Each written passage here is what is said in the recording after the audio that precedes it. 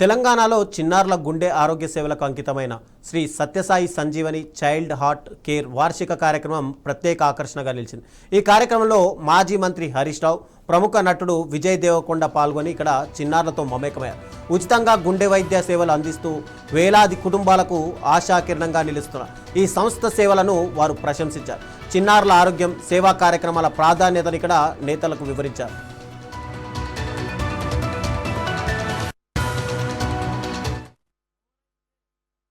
I'm here ఈ రోజు నేను ఇక్కడ రావడం to celebrate what Harish Anna has done. First, Siddipet ka share.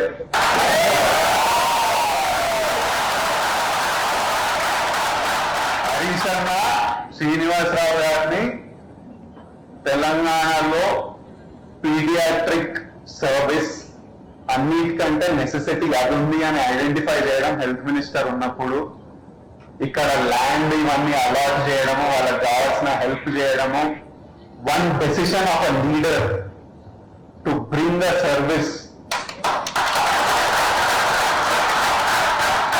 Already Srinivasa Rao గారు సర్వీస్ చేస్తున్నారు, కానీ తెలంగాణలో ఒక లీడర్ అది ఐడెంటిఫై చేసి అతను ఇక్కడ ఉన్న ప్రాబ్లం ఐడెంటిఫై చేసి రెండింటికి ఒక సొల్యూషన్, ఒక గ్రౌండ్ క్రియేట్ చేసి వాళ్ళకి ఒక platform to provide service for people across India చేయడం ఇస్ అంటే లీడర్స్ అంత ఇంపార్టెంట్.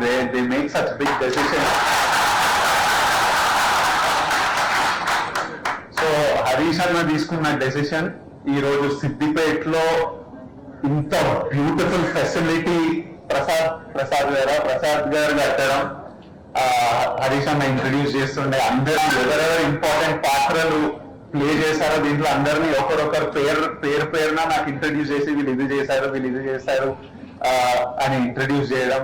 ఇంత beautiful hospital, it's like most premium expensive corporate hospitals.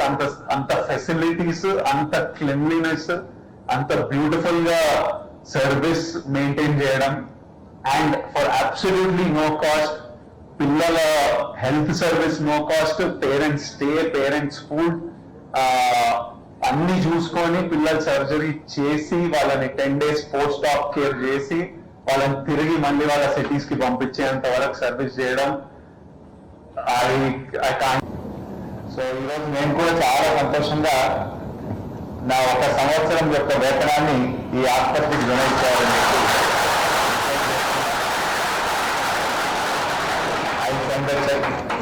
ఈరోజే చెక్ కూడా పంపిస్తాను. ఇంకా ఎందుకంటే ఈ ఆసుపత్రి సత్యసాయి సంజీవని ఆసుపత్రి ఇంకా ప్రాణం ఉంటుందో పోతుందో ఎలా అని కొట్టుమిట్టాడుతున్నటువంటి వారికి ఇది నిజంగా ఒక దేవాలయం. దిస్ ఇస్ అనే టెంపుల్.